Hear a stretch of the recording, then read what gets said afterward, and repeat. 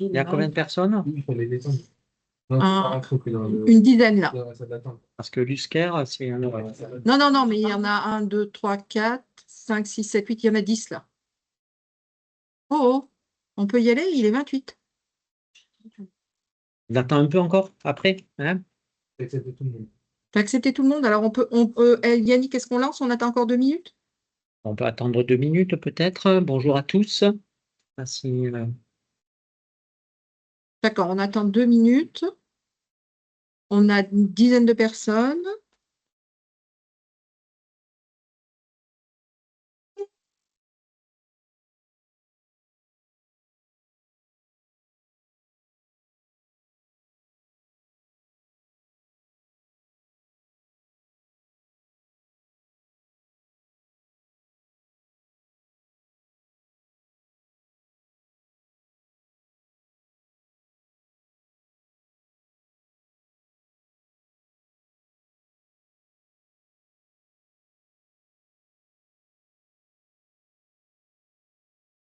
Il y a encore des gens qui arrivent, hein. Oh, On ouais, branche, on branchera à 30 piles, ça suffit. Qu'est-ce que t'en penses, Cyril? ils ne voient pas là encore, on les a pas acceptés? Alors, si Yannick, les personnes sont déjà dans la salle Ah, d'attente. excusez-moi. Parce que comme je vois On a, personne. on a une. D'accord, il n'y a pas de Non, souci. les personnes sont présentes. Alors, bonjour tout le monde déjà, du coup. Je dis bonjour à tout le monde puisque vous nous entendez parler. Nous sommes 18 pour le moment. Si vous, normalement, vous nous entendez bien. J'ai vu qu'il y a une personne qui m'a dit bonjour, donc c'est parfait. Si vous pouvez nous faire juste un petit pouce, nous dire bonjour et nous dire si vous voyez bien l'écran. Normalement, vous avez la première page du PowerPoint qui s'affiche. Voilà. Il y a encore quelques personnes qui arrivent. Nous attendons 1 ou 2 minutes. Les 2 minutes réglementaires pour les petits retardataires. Merci beaucoup pour ceux qui m'ont dit on vous voit, on vous entend. Donc, c'est parfait. Donc, ça va bien marcher. Il y a pas mal de personnes qui arrivent. On attend 1 ou 2 minutes et je vous dirai quand est-ce que nous démarrons.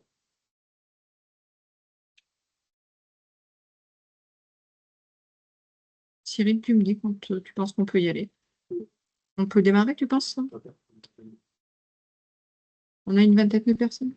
Là, il y a encore une ou deux personnes qui se branchent. On attend 1 minute encore? Ouais, ça arrive beaucoup. On attend 1 minute quand même. Nous sommes déjà une vingtaine. En tout cas, merci à toutes les personnes qui sont là. Merci d'être à l'heure. C'est agréable. Voilà. Et merci pour tous les bonjours et les pouces. Comme ça, je suis sûre que tout le monde nous entend bien. N'hésitez pas, hein, par la conversation, à nous dire si jamais vous ne nous entendez pas ou si jamais c'est difficile.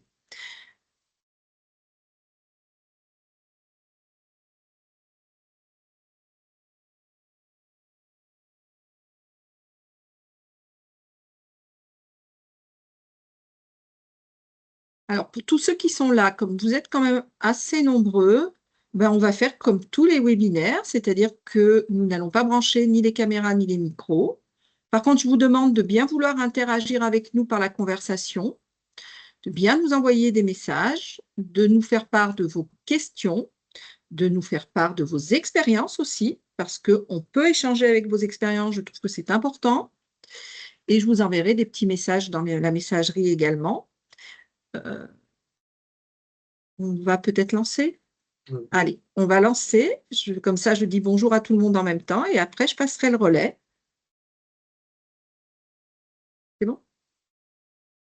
Bon. Bonjour tout le monde. Alors, la réunion est lancée. Le webinaire, pardon, est lancé. Donc, vous êtes 20 et quelques.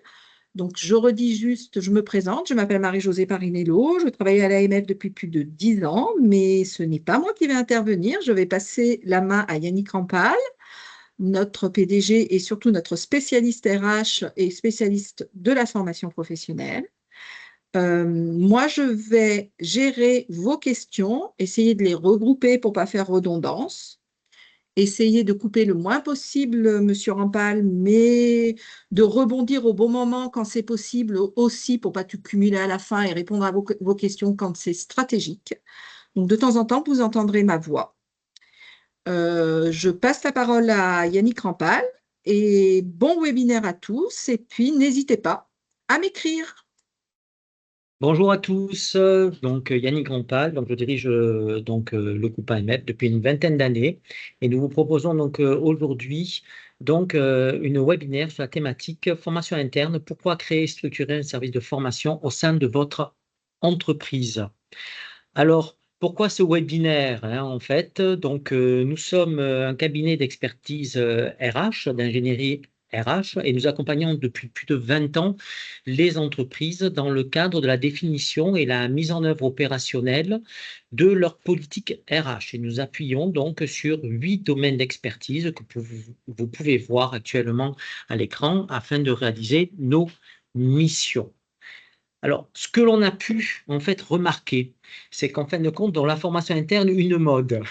On a pu remarquer dans nos interventions qu'il y a un accroissement, en particulier depuis 2018, de l'intérêt en fait de toutes les entreprises, y compris des plus petites PME, TPE, pour mettre en œuvre de la formation interne au sein de leur structure.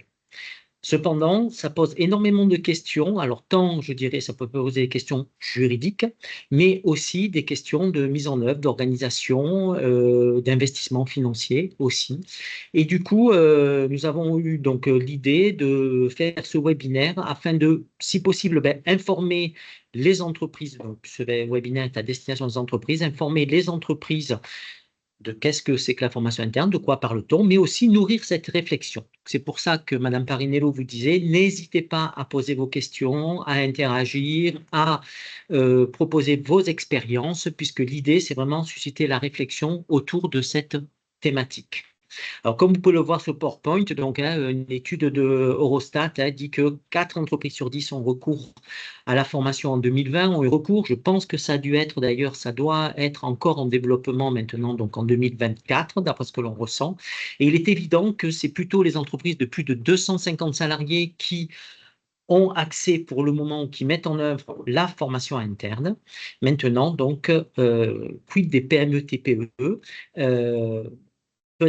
peuvent-elles mettre cette formation interne en place ou non? Est-ce intéressant pour elles ou non? Donc, c'est ces questions-là que l'on va essayer d'aborder tout au long de ce webinaire. Alors, il est clair que pourquoi il y en a une appétence en fait à cette formation, à cette mise en œuvre de formation interne, parce qu'en fait, il y a un contexte qui est très favorable. Alors, premièrement, nous avons au niveau législatif, je dirais, une sorte de fin d'obligation fiscale, je dirais ça comme ça. Pour les spécialistes, on va dire ça que c'est entre guillemets. Mais vous savez que depuis 2018,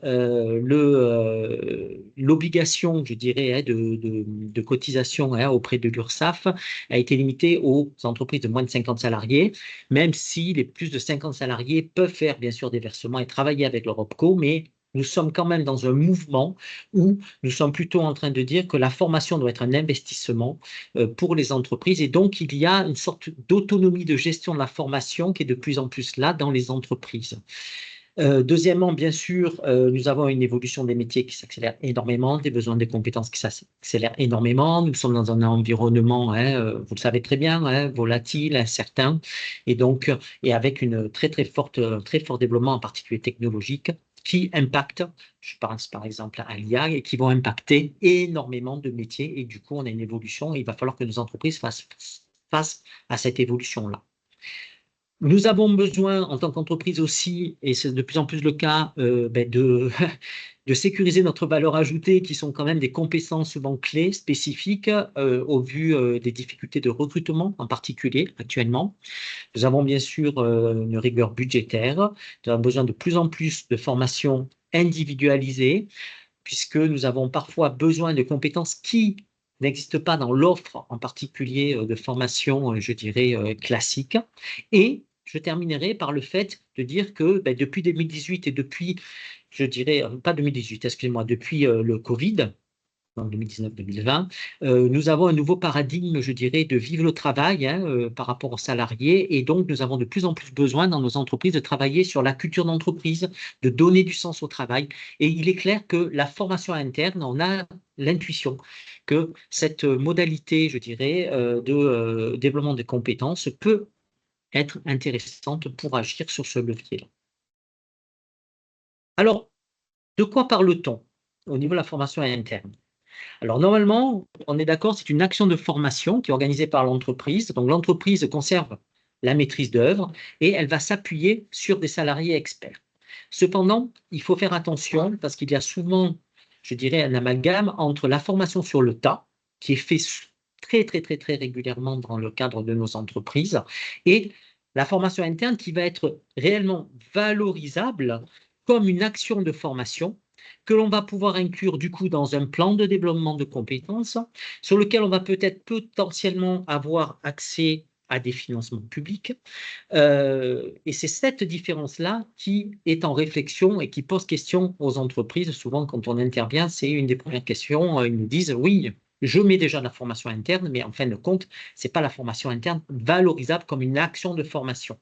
Il y a une définition qui est sortie en 2018 de qu'est-ce que c'est qu'une action de formation, et en particulier, c'est quelque chose qui est, voilà, qui est encadré, puisque c'est un parcours pédagogique permettant d'atteindre des objectifs professionnels. Ça veut donc dire qu'il va falloir, quoi qu'il arrive, structurer cette formation avec des objectifs pédagogiques, avec des résultats, évaluer les résultats et être quand même malgré tout dans un environnement, je dirais, de gestion de la qualité. Alors, je n'irai pas jusqu'à dire qu'il va falloir que l'entreprise ait Calliope, ce qui est donc la norme qualité pour les organismes de formation.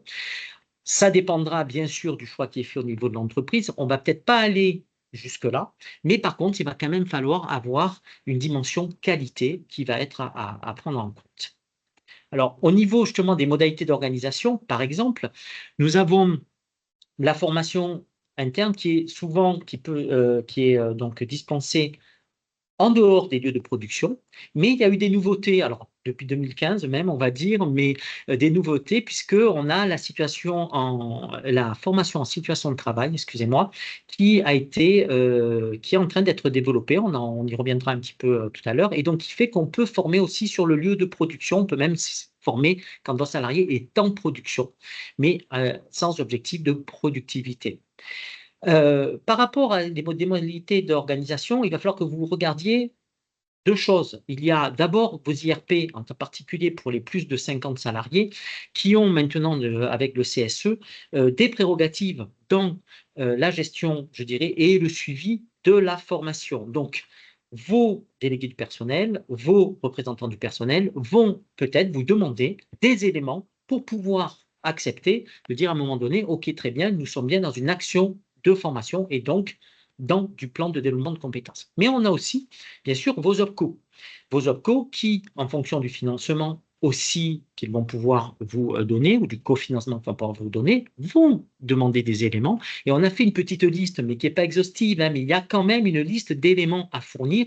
On est dans un objectif de moyens, malgré tout, pour pouvoir, je dirais, prouver, entre guillemets, que vous êtes dans une démarche qualité quand même, et que l'action que vous allez mettre en place en interne va correspondre à certains, je dirais, critères qualitatifs.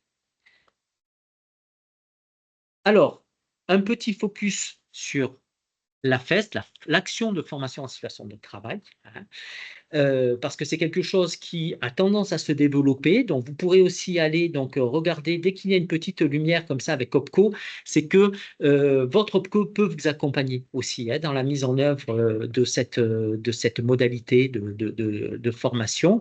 Ben, qu'est-ce qu'il va en être? Vous allez être obligé, je dirais, de travailler sur les situations de travail qui pourraient devenir des situations de pédagogie. D'accord? Donc, sur poste de travail, avant toute chose. Donc, on appelle ça, nous, dans le jargon, didactiser, je dirais, la situation de travail. Et après, vous allez avoir le même schéma qu'une formation classique, c'est-à-dire un positionnement initial, une formation, entre guillemets, mise en œuvre de la formation, une évaluation. La seule chose qui va se passer, c'est que vous allez être obligé de mettre en place ce qu'on appelle des séances réflexives, qui sont des séances, en fait, des entretiens avec plusieurs parties prenantes, en particulier le formateur, pourquoi pas le manager, afin de pouvoir échanger avec votre stagiaire et pouvoir, je dirais, évaluer donc l'acquisition, le développement des compétences de votre salarié en situation de travail. Donc, à retenir, on peut maintenant former en situation de travail. Ça peut devenir une action réellement reconnue de formation. Cependant, il y a un certain cadre à respecter. Et pour ça, vous avez aussi donc vos OPCO qui peuvent vous accompagner dans la démarche donc de mise en œuvre de cette modalité de formation. Alors, vient maintenant la question du contrat du formateur. Donc, le formateur, il y a plusieurs possibilités. Ou le formateur, vous l'avez déjà en entreprise, vous l'avez choisi, il est salarié chez vous, et à ce moment-là, vous aurez juste besoin de faire un avenant au contrat ou d'émettre une lettre de mission, en fonction des fonctions qu'il a, pour que votre salarié puisse, je dirais, intervenir dans le cadre d'une formation interne. Maintenant, nous pourrons être aussi dans le cadre, par exemple, d'un groupe. Vous avez, je ne sais pas, une holding et que vous allez vouloir former des salariés d'une filiale. Par rapport à ça, vous pourrez établir des conventions de mise à disposition avec un avenant du contrat de votre salarié. Et si vous n'avez pas en interne, je dirais, au départ, l'expertise qu'il faut, vous pouvez aussi signer un CDD avec la personne afin que cette personne devienne salariée et puisse intervenir comme salarié dans le cas de la formation. Il y a certaines conventions collectives qui permettent aussi, si la personne intervient moins de 30 jours, d'être en vacation aussi et de recruter donc cette personne en vacation.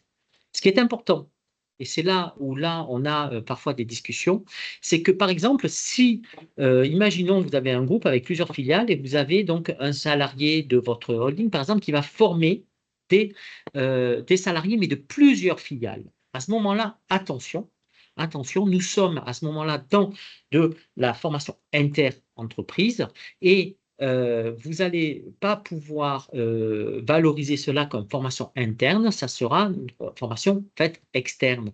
Ça veut donc dire qu'il va falloir sur votre holding ou dans votre groupe créer à ce moment-là un organisme de formation déclaré afin de pouvoir former donc des salariés de plusieurs filiales. Donc là, c'est quelque chose qui parfois pose question et qui peut engendrer voilà, des questionnements. Donc, c'est un point sur lequel il faut, je pense, réfléchir en amont. Qu'est-ce que je veux faire de ma formation et qui je veux former afin de pouvoir, je dirais, définir le cadre structurel, en tout cas, au niveau du contrat et du lien que nous allons avoir avec notre formateur. Alors, pour mettre en place cette formation interne, on vous propose, en fin de compte, quelques étapes, en fin de compte, pour se lancer. On vous conseille, en fin de compte, de faire un diagnostic réel de l'opportunité que vous avez de mettre en place de la formation interne. Ça peut être très bien sur un projet de formation interne, je dirais, à plus grande échelle, hein, au niveau de votre entreprise, par exemple, mais ça peut être aussi juste pour acquérir, par exemple, une ou deux compétences parce que vous avez certaines compétences que vous ne pouvez pas trouver, par exemple, en formation externe. Alors, pour ça, avant toute chose, de la même façon, votre OPCO peut vous accompagner dans, je dirais, cette réflexion-là, Donc ça, c'est important aussi de le noter. Alors, 6 axes. D'abord, un axe stratégique.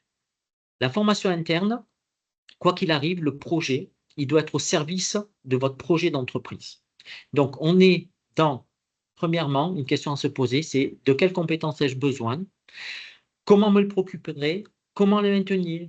Comment les faire évoluer? Est-ce que je vais pouvoir recruter en externe? Est-ce que nous avons des organismes de formation en externe qui peuvent former aux compétences dont on a besoin? Donc voilà. Donc là, il y a une vraie question, j'allais dire, c'est de la stratégie à la compétence, si on résume. C'est-à-dire il faut vraiment se poser sur notre projet d'entreprise et dire à un moment donné, est-ce que est-ce que j'ai besoin de la formation interne pour répondre à mon développement ou à mon maintien de mes compétences. Après, nous avons un axe humain à voir et à analyser, c'est-à-dire en fait, mettre en œuvre de la formation interne, il faudrait que ça s'intègre à ma politique RH. Alors pourquoi? Parce que déjà, d'un, je vais avoir besoin de compétences internes pour former, bien sûr. Est-ce que je les ai? Qui je pourrais mettre, mais je vais avoir aussi besoin de compétences internes pour structurer, administrer, Donc, ces questions-là sont des questions qu'il va falloir se poser. Et dernière chose, je vais travailler en co-construction avec des individus, des salariés de mon entreprise. Donc, on est dans une modalité, j'allais dire, managériale, on est dans une modalité de travail très collaboratif, alors qui va, comme on en parlera tout à l'heure, qui va servir normalement nos besoins, je dirais, et les attentes des salariés actuellement au niveau de leur emploi, mais faut-il quand même se poser cette question, est-ce qu'on a envie et comment on intègre ça dans notre politique RH? De la même façon, si vous êtes une entreprise où vous avez des IRP, la question est de savoir comment j'implique donc mes représentants du personnel dans mon projet. Troisièmement, nous avons un axe pédagogique. Alors, comme on vous le disait, il y a donc, j'allais dire, des modalités pédagogiques très classiques, on va dire, hein, par exemple de face à face, présentiel, dans une salle, on va dire. Et puis, il y a de nouvelles modalités pédagogiques. La FEST, mais pas que. Il y a le e-learning aussi qui arrive. Alors, quand je dis nouvelles, ce sont des nouvelles anciennes, hein, pour être clair, parce que ça fait un certain temps que c'est sur le marché et que ça se développe. Mais je dirais, c'est très, très important de se poser la question de dire, ben, mes compétences, comment je vais pouvoir les acquérir. Je vous prends un exemple. Si vous avez un tour de main à acquérir, par exemple, hein, dans des métiers, par exemple, qui sont des métiers manuels, le tour de main, la formation en situation de travail va être vraiment à favoriser peut-être. Par contre, si nous avons plutôt des compétences qui s'appuient plutôt sur des connaissances, on va dire, par exemple, eh peut-être que notre style de modalité pédagogique pourrait mieux convenir. Après, nous avons donc un axe organisationnel. Donc ça, c'est ce qui fait souvent, malgré tout, le plus peur, on va dire, ou qui est le plus complexe pour les entreprises qui se lancent dans cette démarche.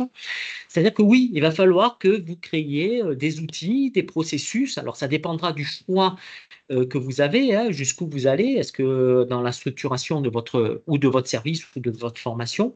Mais il va falloir, oui, rechercher.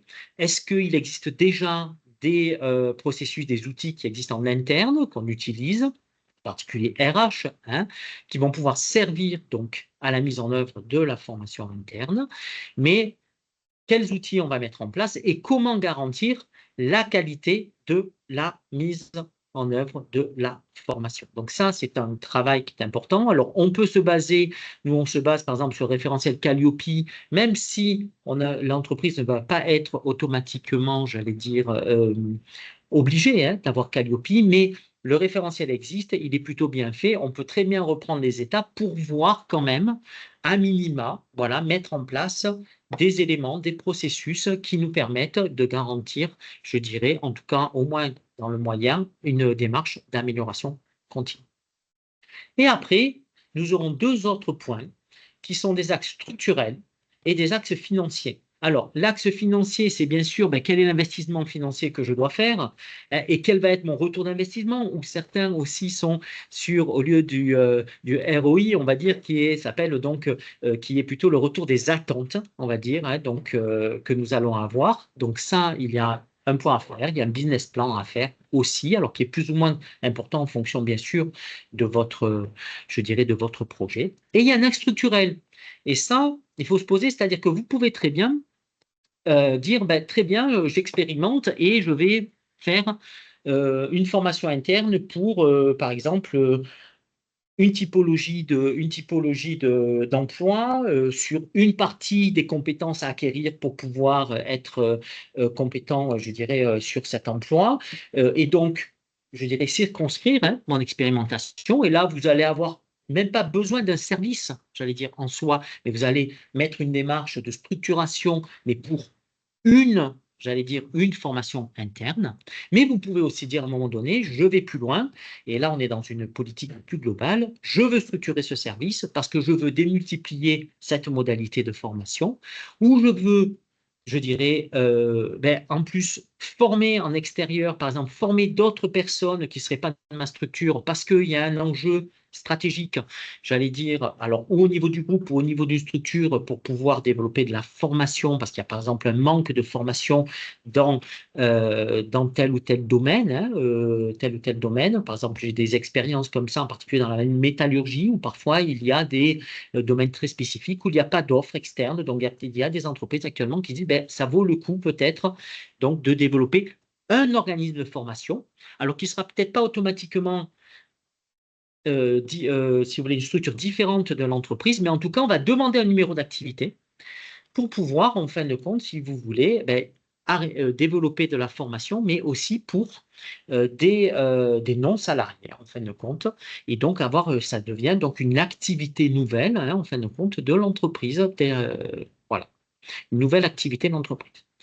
Alors, par rapport à tout ça, on peut peut-être se dire, oui, bon, mais c'est quand même assez complexe, on va dire, cet accès à cette formation interne, mais nous, on vous conseille de ne pas penser au côté financier automatiquement. Je pense qu'il va falloir que vous ayez une approche beaucoup plus systémique, beaucoup plus porteuse de sens, et beaucoup moins, je dirais, sur l'aspect que financier, parce que les retours, et vous allez le voir après, de la mise en œuvre de la formation interne est beaucoup plus vaste et beaucoup plus important, on va dire, que simplement dire à un moment donné, on va développer des compétences.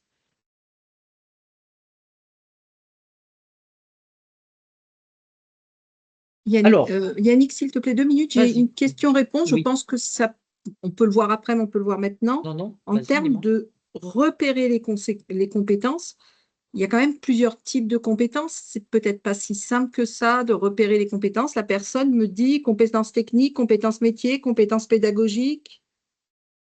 Alors, au niveau des compétences, oui, il y a plusieurs compétences justement à repérer. Non, c'est pas si évident, hein. C'est pour ça qu'il y a des accompagnements aussi qui existent, je dirais, avec des experts. Donc, on fait souvent, malgré tout, une analyse du travail et quand même, malgré tout, on est sur, avant tout, une structuration, malgré tout, ouais, de référentiel, hein, de référentiel de compétences, puis après de référentiel de formation, afin de pouvoir répondre à ces besoins. Voilà. Donc, en fait, là, on est vraiment dans une démarche de gestion de, on va dire, GEPP, on va dire, avoir enseignement GPEC. Mais il va falloir, oui, qu'on se pose, il va falloir construire un référentiel de compétences avant toute chose. Et après, au niveau, par contre, de la formation interne, je dirais que toute compétence peut être transférée en formation interne si vous avez les compétences les salariés qui ont les compétences, je dirais, en interne. Alors, il va falloir justement se poser la question, et on en vient à ce slide, c'est justement, attention, il y a des points de vigilance. Un bon professionnel n'est pas automatiquement un bon pédagogue. Donc, on peut, je dirais, travailler au niveau de la formation interne, on peut transférer n'importe quelle compétence, sauf qu'il faut que vous ayez des personnes qui aient une expertise, je dirais, métier aussi, mais qui soient aussi, je dirais, pédagogues. Alors, il y a des formations qui existent aussi, mais c'est très important de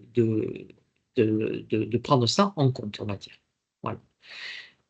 Par rapport à cette question-là, voilà, des compétences et de l'identification des compétences, on va être obligé de passer par des référentiels, par de l'analyse du travail, pour pouvoir arriver à pouvoir identifier les compétences dont on a besoin et surtout les compétences que l'on va aller chercher en interne et non pas en externe. On va peut-être répondre après si jamais il y a d'autres questions sur ce sujet-là. Ok, merci. Voilà. Au niveau des points de vigilance, donc justement, notre idée n'est pas de dire la formation interne, c'est la solution à tout, hein. Loin de là, ce n'est pas la solution à tout. Je pense que nous pensons profondément en tant qu'experts qu'un mixte formation interne, formation externe est intéressant et la preuve en est que au niveau de la formation externe, vous le savez très bien, nous avons, c'est la possibilité d'avoir, je dirais, des points de vue extérieurs, d'échanger avec des personnes qui ont un autre cadre de référence, de faire sortir vos salariés de votre entreprise. Donc, il y a aussi un réel, je dirais, un réel atout à faire la formation externe, sans parler du fait que, profondément, et ça c'est important, parfois les expertises, on ne les a pas en interne et on ne peut pas avoir toutes les expertises en interne. Alors, c'est vrai que on va dire que c'est plutôt les compétences peut-être parfois métiers que nous avons en interne, hein, pour répondre à la question de la personne tout à l'heure. C'est plutôt les compétences métiers que nous avons en interne plutôt que des compétences plutôt, je dirais, comme on appelle le soft skills par exemple, où là on pourra peut-être trouver des experts aussi en externe et qui auront, je dirais, un impact peut-être tout aussi intéressant, si ce n'est plus, sur vos salariés que de mettre en œuvre pour ce genre de formation des formations en interne. Alors après, il y a aussi la formation externe, on dit souvent que c'est des contraintes. Oui, bien sûr, mais ça peut être aussi un atout. C'est-à-dire par expérience, le fait d'avoir une date, d'avoir signé une convention, d'avoir une obligation de mettre de libérer vos salariés à telle date pour qu'ils soient formés, c'est aussi un atout parce que, et ça c'est par expérience, la formation, les structures qui mènent la formation interne, parfois, on pourrait on peut imaginer, mais c'est ce qui se passe, que les contraintes, je dirais, de production ou les priorisations font qu'on a prévu de faire une formation interne à telle ou telle date, mais qu'il est beaucoup plus facile de les annuler, de les reporter. Donc ça aussi, faites attention par rapport à ça. Et après, deux autres points pour terminer, puisqu'on a parlé du fait tout à l'heure qu'un bon professionnel n'est pas automatiquement un pédagogue. Et bien sûr, il y a la mobilisation des formateurs en interne, donc il va falloir organiser, il va falloir avoir une étape préalable d'organisation avant de mettre la formation interne en place.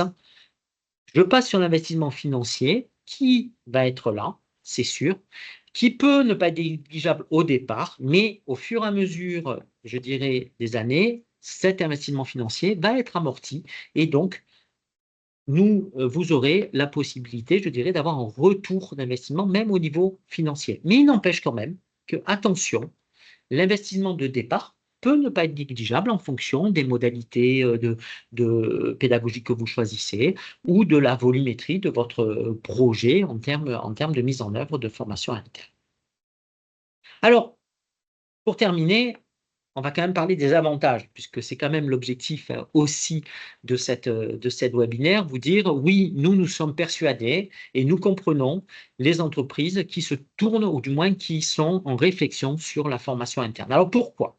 Parce que premièrement, il est clair que l'adéquation formation-besoin, d'accord, est privilégiée et va être facilitée. Vous allez pouvoir capitaliser vos savoir-faire et surtout, si vous avez des modalités d'organisation qui sont, je dirais, qui sont bien huilées et qui sont mises en œuvre, vous allez avoir une réactivité qui va être intéressante dans la mise en œuvre, en particulier des formations, ce dont nous avons besoin, je dirais, actuellement.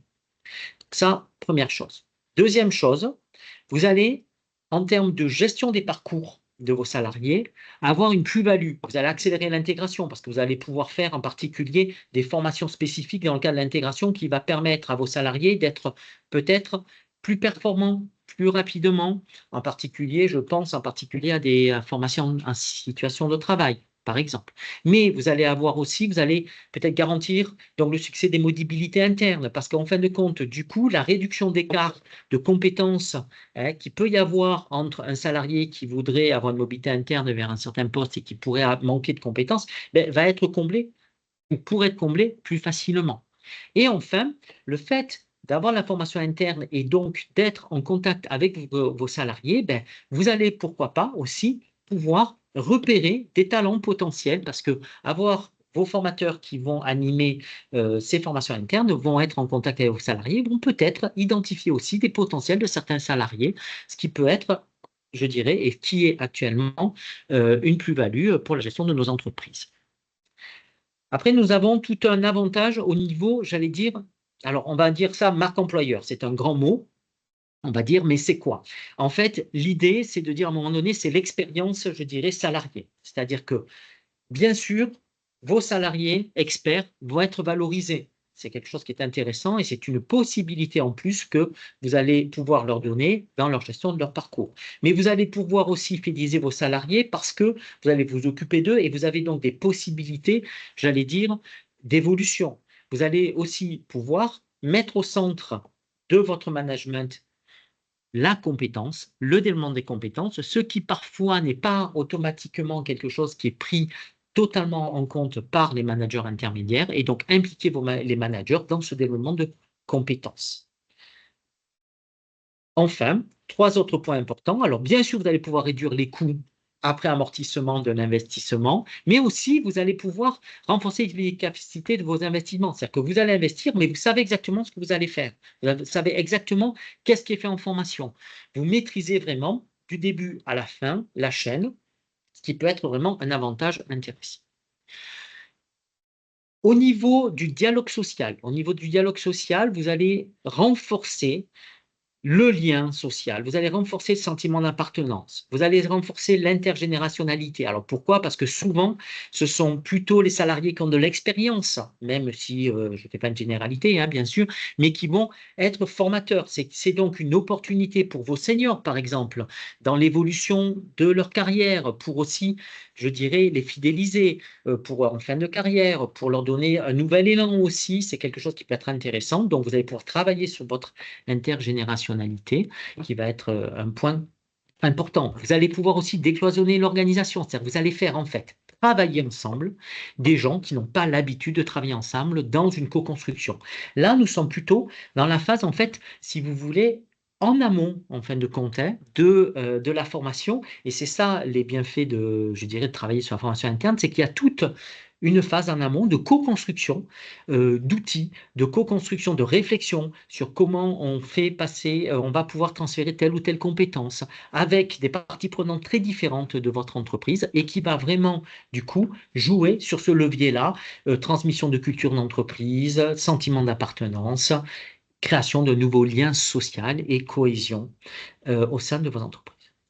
Enfin, je terminerai par vous dire que en fait, vous pouvez commencer à développer en fait le modèle d'entreprise apprenante. Alors, bon, l'entreprise apprenante, c'est un petit peu conceptuel, mais l'idée, c'est quoi? C'est que c'est une organisation qui apprend par elle-même pour anticiper, se transformer.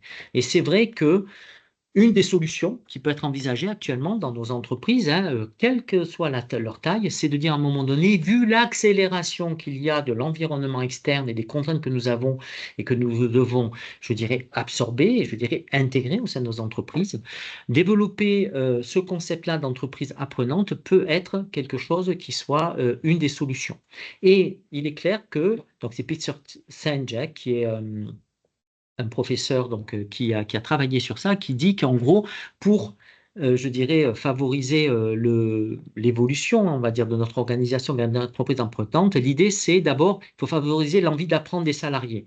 Donc, si vous mettez dans la formation interne, justement, si vous utilisez d'autres modalités pédagogiques, comme en particulier la FEST, la formation en situation de travail, c'est une autre façon, c'est d'autres conditions une autre façon d'apprendre, c'est-à-dire on est dans quelque chose, on n'est pas dans une classe, enfin on n'est pas dans un lien automatiquement qui pourrait être lié à quelque chose qui soit scolaire. Donc en gros, l'idée c'est de pouvoir par ce moyen-là, je dirais, favoriser peut-être l'appétence de vos salariés à se former. De plus, vous allez les faire participer, certains. Donc, il y a ça aussi qui fait que du coup, ils sont partie prenante et donc l'envie d'apprendre peut émerger grâce à ça.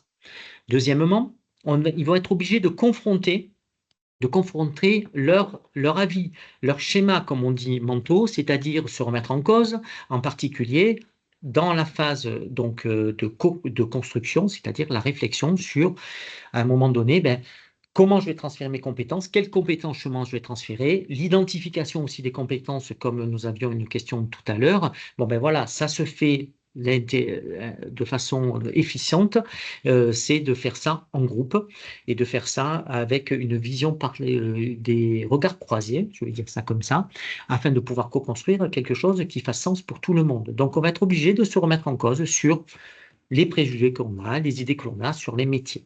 Après, nous avons bien sûr l'émergence du vision partagée, hein, de la même façon, et donc favoriser l'intelligence collective. Voilà. Donc, pour terminer, ce que l'on peut dire, c'est que la formation interne, bien sûr, a priori, ça peut être quelque chose qui, dans un premier temps, paraît complexe, mais vous avez des possibilités, je dirais en particulier avec vos OPCO, d'être accompagnés aussi sur, en tout cas, je dirais, un premier diagnostic. Se poser et dire à un moment donné, est-ce que c'est une opportunité pour mon entreprise ou non?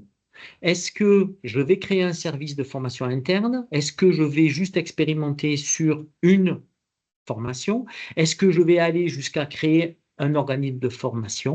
Toutes ces questions-là peuvent être abordées et sont abordées actuellement par de nombreuses entreprises qui sont accompagnées et qui, en fin de compte, retrouvent un réel intérêt à avoir mis cette modalité de formation en place. Voilà, voilà par rapport donc à cette présentation. Marie-Jo, moi Alors, j'en ai fini. Si jamais il y a des questions, voilà, je suis à alors, répondre à toutes les questions. merci beaucoup Yannick. N'hésitez pas à réagir. Dites-nous déjà si ça a répondu à vos attentes. Dites-nous si vous avez des questions ou des choses à nous dire. Est-ce qu'il y a des points sur lesquels vous souhaitez qu'on revienne dessus? Parce que c'est vrai que sur ces webinaires-là, on va toujours un peu vite sur certains points. Est-ce que vous attendez quelque chose d'autre de nous? Là, moi, alors, il y a deux questions ou une question-réaction. Ça semble long. Enfin, c'est une réaction un peu. Ça semble long à mettre en place. La réaction est celle-ci. Voilà. Est-ce qu'on peut préciser? Parce que c'est pas, enfin, si j'ai bien compris, c'est pas forcément long. On peut aussi commencer par quelque chose de petit, Ouais, quoi. Enfin, c'est je sais ça. pas, Yannick. Qu'est-ce que C'est tu en ça. penses? En fait, vous avez, oui, tout à fait. Nous, on vous a présenté, en fait, cette démarche-là peut être faite à plusieurs niveaux, si vous voulez. Et nous, ce qu'on vous conseille, c'est au départ, dans un premier temps, d'expérimenter cette modalité-là avant, j'allais dire, de structurer quelque chose qui soit beaucoup plus conséquent. Vous pouvez très bien, à un moment donné, vous dire, très bien, j'ai une compétence, j'ai des compétences sur lesquelles il n'y a pas, par exemple, d'offres externes, par exemple, ou il y en a, mais je n'ai pas accès pour des histoires de déplacement, par exemple, et dire à un moment donné, se poser la question, dire, OK, très bien, ou j'ai une spécificité, par exemple, excusez-moi, je rajoute ça, j'ai une spécificité, une compétence, j'allais dire métier, un tour de main, hein, souvent, par exemple, hein, je reviens là-dessus, qui doit être transféré. Voilà, c'est ma patte, c'est ma valeur ajoutée de mon entreprise qui doit être transférée. Et à ce moment-là, se poser la question de dire, OK, très bien, est-ce que j'ai des salariés en interne qui ont déjà l'expertise sur cette compétence-là? Donc ça, c'est un premier point. Est-ce que je vais pouvoir, à un moment donné, est-ce que ces personnes-là seraient susceptibles de vouloir transférer ces compétences-là? Est-ce que là, le fait de devenir formateur ou de former, c'est quelque chose qui peut les intéresser? Et à partir de là, vous allez pouvoir structurer un parcours, on va dire, de formation interne qui répondent aux compétences visées. Donc, pour ça, moi, ce que je vous conseille, alors nous accompagnons des entreprises hein, dans ce cadre-là. Donc, je pense que l'idée, c'est quand même de vous faire aider d'un apport externe, mais vous avez et je reviens là-dessus aussi, rapprochez-vous de vos OPCO, en tout cas pour les structures qui sont en lien avec leurs OPCO, parce qu'il y a aussi des possibilités, j'allais dire, de financement pour pouvoir travailler là-dessus aussi et pour pouvoir vous aider, je dirais, à faire un premier pas dans cette démarche-là. Voilà. Mais ce que je vous conseille, en fonction de la taille d'entreprise, bien sûr, que vous avez, c'est d'abord expérimenter les choses. Et ça peut être, j'allais dire, mis en œuvre de façon assez simple et sans grands investissements, pour ceux qui seraient, je dirais, qui seraient sensibles à ça, en étant accompagnés pour structurer, je dirais, un parcours. Après, une fois que vous allez avoir un premier parcours structuré, une fois que vous allez avoir une première mise en place, je dirais, de formation interne, vous allez aussi vous apprendre et vous allez avoir les processus, vous allez avoir les réflexes pour pouvoir, si vous le désirez, mettre en œuvre un petit peu plus d'action et plus d'action si vous en avez besoin. Voilà. Alors, j'ai d'autres question, mais ce que je voulais vous préciser à tous, on va vous mettre dans le chat, dans les questions-réponses, le lien pour le lien de satisfaction, pour répondre à un petit questionnaire de satisfaction. C'est 3-4 questions un peu courtes, mais nous dire déjà si ça a répondu à vos attentes, si vous souhaitez qu'on vous rappelle, si vous souhaitez qu'on vous explique d'autres choses. Voilà, donc on vous met le lien maintenant, hein, c'est possible, pour que vous puissiez répondre au questionnaire de satisfaction. On pourra aussi vous le renvoyer par mail si besoin. Ça vous permet peut-être de le faire en direct et ça vous évite de revenir dessus puisqu'il est déjà 12h10. Merci pour tous ceux qui répondent. Merci pour tous ceux qui nous donnent des idées aussi pour les prochains webinaires. Ça nous aidera. Merci d'être toujours aussi nombreux présents. Et la question est, comment on s'assure, est-ce qu'on peut s'assurer de la compétence des formateurs? On revient toujours sur cette idée de compétence, c'est un peu récurrent, je dirais, Yannick. Oui. Euh, Alors, voilà, quelle est vraiment, parce que, bon, voilà, c'est vraiment la question, c'est vraiment comment on s'assure que le formateur ait toutes les compétences pour former, en fait. Voilà. alors, alors pour moi, je pense que passer par une formation déjà, par rapport donc passer par une formation auprès de vos salariés, une formation, je dirais en pédagogie. Alors il y a des formations qui peuvent être plus ou moins longues, hein, vous avez, on va dire, si on est dans quelque chose d'important, le titre de formateur professionnel d'adulte, hein, qui a un titre, qui est reconnu, mais qui est qui est fait de plusieurs blocs, mais qui est quand même une démarche, je dirais, beaucoup plus structurée et assez longue. Mais vous avez aussi des formations qui sont des formations qui sont proposées sur le marché, sur en particulier devenir formation interne pour pouvoir, je dirais, développer les compétences de vos salariés sur la formation. Voilà, dans un premier temps. Donc, je crois que s'assurer que la personne a des compétences pédagogiques, c'est intéressant qu'elle soit formée, elle a peut-être une formation de base. Après, il y a aussi une histoire d'appétence. Après, il y a aussi le fait de dire à un moment donné, je peux expérimenter, puis après, en fonction du retour que j'ai aussi, de travailler, je dirais, par des allers-retours avec mon salarié pour pouvoir développer les compétences. C'est évident mais c'est un peu comme le tutorat, vous savez, qui est une fonction où souvent, qui est une fonction que l'on attribue comme ça à un salarié sans automatiquement être formé. Je pense que oui, être formateur, ça demande des compétences. On n'a pas besoin, je dirais, on peut commencer, on va dire. Il faut qu'il y ait une volonté de votre salarié. Et à partir de là, il y a des formations qui existent pour former, j'allais dire, les salariés. Voilà. Pour former les salariés à la pédagogie. Voilà, moi ce que je pourrais vous dire, c'est s'assurer que votre salarié est compétent au niveau de la formation. C'est aussi s'assurer que oui, il a une formation, il a de l'appétence pour ça, parce que c'est très important, et aussi lui donner accès à des formations pour qu'il puisse développer ses compétences de formateur en interne. Voilà. Ok. Alors, je n'ai plus de réaction directement. Est-ce que certaines personnes veulent nous dire si ça leur a convenu? Écrivez-le moi, si ça répond. Est-ce qu'il y a encore des attentes? Il est midi et quart, donc on est bien dans le timing. Euh, voilà, je vous laisse 2 minutes pour réagir. Nous avons des premiers retours de questionnaire de satisfaction, donc c'est très sympathique à vous. Comme ça nous permet d'avancer. Alors, j'ai une dernière question. Oui, j'ai une question qui arrive.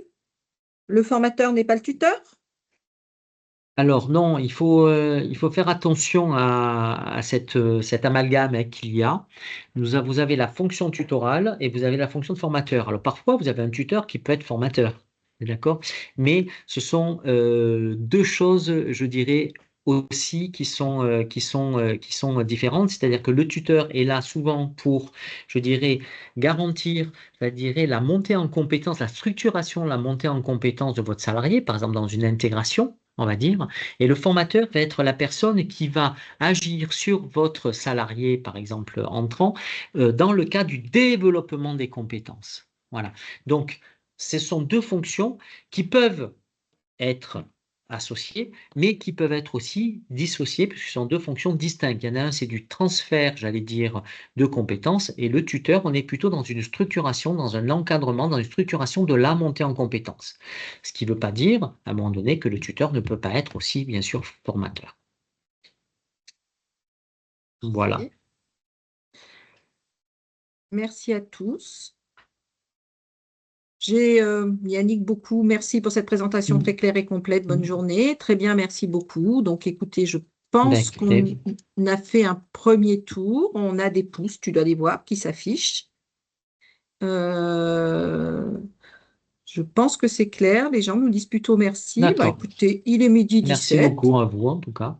Si tout va bien et que vous n'avez pas de questions, on vous libère. On vous invitera à nos prochains webinaires. N'hésitez pas aussi à nous donner des idées sur des sujets de webinaire que vous souhaitez qu'on mette en place et nous continuerons à vous informer. Il y a une personne qui nous a dit que alors on ne va pas répondre tout de suite peut-être, mais qui commence à mettre de la FEST en place et qui était preneuse de beaucoup d'informations sur la Bien sûr. FEST. Voilà, on pourra en tout cas vous accompagner si vous le souhaitez. En tout cas, vous accompagner ou répondre à certaines de vos questions, hein. Voilà. Merci beaucoup. À très bientôt à Merci tous. beaucoup. Excellente fin d'année pour tous ceux qui sont là. Voilà. On vous laisse partir. Merci. On Merci, arrête bonne la... journée. Au Bonne journée. revoir. On arrête la réunion. Bonne journée à tous. Au revoir. Merci, au revoir.